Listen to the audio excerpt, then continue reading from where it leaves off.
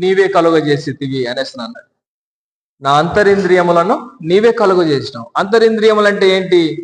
అంతరింద్రియములు అంటే లోపల ధర్మశాస్త్రమును దేవుడు ఏం చేశాడంట, పుట్టుక తోడనే మనిషికి ఇచ్చి పంపిస్తున్నాడు. అంటే ఏది మంచి ఏది చెడు అన్నది ఒకడు వచ్చి మనకు చెప్పాల్సిన పని లేదు. చిన్నపిల్లలు ఏం చేస్తారు, పుట్టినప్పుడు కొంచెము వచ్చి రాని మాటలు కలిగినప్పుడే వాళ్ళు ఏం చేస్తారంటే అబద్ధాలు ఆడతారు. అబద్ధాలు ఆడతారు, ఆడరా?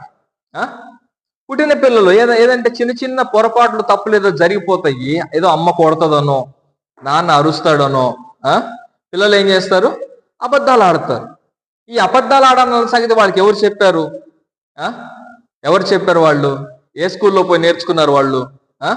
ఏదైనా ఒక మంచి సౌండ్ వచ్చినప్పుడు పిల్లలు డాన్స్ వేస్తారు, ఎగురుతారు. పిల్లలు ఆ చిన్న చిన్న స్టెప్స్ మూమెంట్లు వేస్తారు. పసిబిడ్డలు ఆ శబ్దాలు విన్నప్పుడు ఈ శబ్దానికి ఎగరాలన్న సంగతి వాడికి ఎలా తెలుసు? ఎలా తెలుసు కదా? మనుషులు అబద్ధాలు ఆడుతున్నారంటే పసిపిల్లలు అబద్ధాలు ఆడుతున్నారు. అలాగే పసిపిల్లలు ఏదైనా శబ్దాలు విన్నప్పుడు భయపడుతున్నారు. ఏదైనా మంచి మంచి శబ్దాలు విన్నప్పుడు డాన్స్ వేస్తా ఉన్నారు. అంటే పిల్లలు హృదయాల్లో ఏముంది?